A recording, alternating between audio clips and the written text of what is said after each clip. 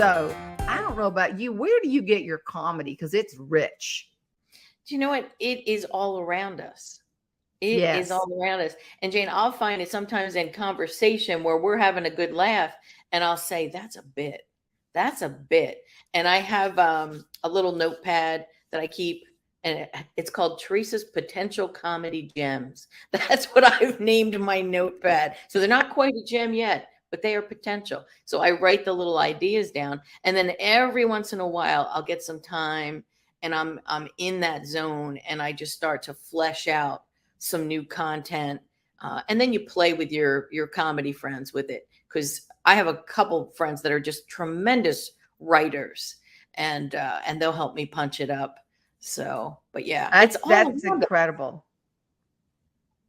Yeah, it's all around us. It is truly. I don't know if you've ever said, anybody want to share a funny story with me? Now you have to go through and go, to about 99%, but then there's that 1% that you just want to kiss them. Have you ever had that happen? Somebody come up to you after you do something and say, let me tell you something funny.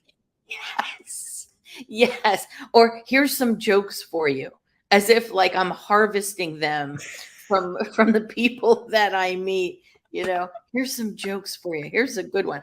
I will say I had an 81-year-old aunt who she was actually a cousin. She wasn't an aunt, but she was so much older. She seemed like an aunt. She would tell me wonderful, wonderful jokes.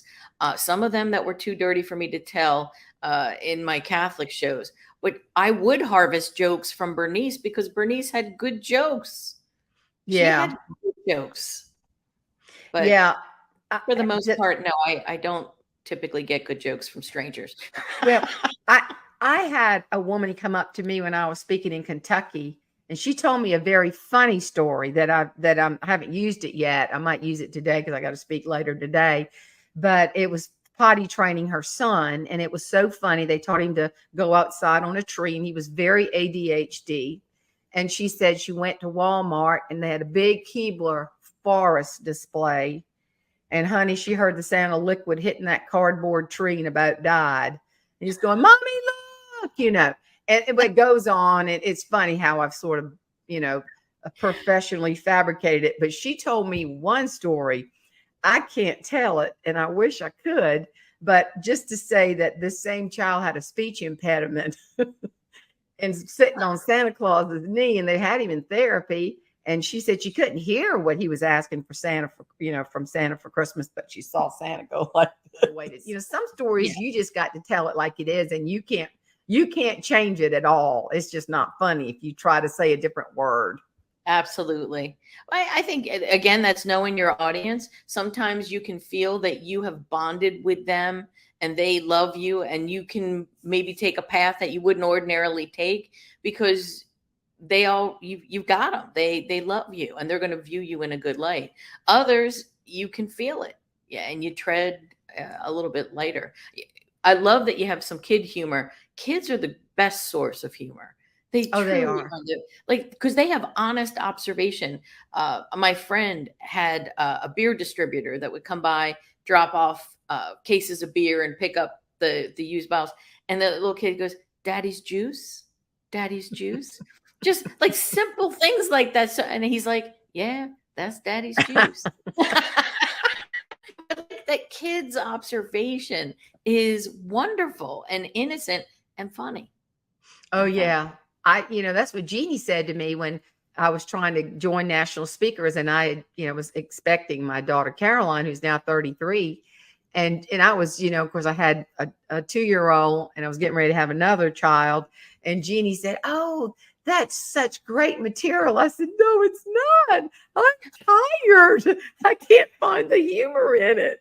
She said, you got to find the humor. You got to look for it. She was very good at that. I loved some of the things when Jeannie, we always say this, but she was working on material the night that she was called to be with the Lord. She just working so hard on new bits. It's a constant thing, isn't it, though, Teresa? It's constant. It is. And you got to keep it fresh. Now, that I will say, there's some things that I've been doing for years, but I still love them. And I got a really good tip from Tommy Moore. Tommy Moore is a comic who's been around a very long time, and he watched me do my set, and he said, Theresa, you've been doing some of these jokes a while, haven't you? And I said, I have. And he said, you're going too fast. You're going too fast. He said, I want you to love the words. Love the words. Because he said, this audience is hearing those jokes for the first time. You've heard them many times. And when you love the words, you're going to deliver it as if it's the first time. One of the best pieces of advice I got, because even though I do bring in fresh content, I've been doing that Amish towns joke for over 20 years. Yeah, they'll never get sick of that because they're, Right. relevant. I mean, unless I had some joke that I had to pull out because I had a joke about the old Pope. This is so sad. I mean, but his last days, he really was not looking well. And I said, this is almost, but you got to keep it fresh. Now, the COVID stuff, I'm going to be able to ride that, I think, for another year. And then I might have to retire that because I don't know if that's going to be as funny in another year. Well, that's funny you say that because I'll go back to Jeannie. She asked me, because we were both in Miss America. She was North Carolina, I was South Carolina. And she said, do you tell any of the pageant stuff? And because she had a hilarious story about a girl twirling a baton in a pageant she emceed. And I could just see it because some of these girls, they just don't have any talent, bless their hearts, But so, yeah, I think it's an evergreen story about this girl, this contestant. I was an observer as Miss Charleston, and this girl was Miss Upstate, and I loved her. And this was back in the 80s with the blown out Aussie freeze hair. You remember all that? Yes, yes. I still think it looks good. Well, in the South, it's just not jacked up to Jesus. We say, are you sick? Are you okay? You need a hug? I mean, yesterday I was at the beauty shop and I put this stuff in my hair. It's called Wow. I gave it to my guy, and I watched it in the mirror, just start doing this number. I said, it's like one of them chia things. It started doing this. And this woman said, I want that. And so I gave her a squirt, we love big hair in the South. We feel like it brings us closer to the Lord, the higher the hair, it's sad. But I love this girl, Susan. She just blown out chandelier earrings. And I saw her in rehearsal do her talent, and she was a tap dancer, and she's darling. And then this was rehearsal for Gown, and it was Friday night. And so, I saw her walk down the carpeted stairs, which is so stupid, carpeted stairs at a pageant.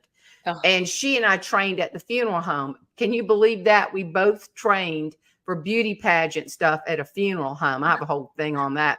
Somebody said, why in the world did you train in leotards and tights at a funeral home? I said, because I knew it's going to be real stiff competition. And that's my little line I give.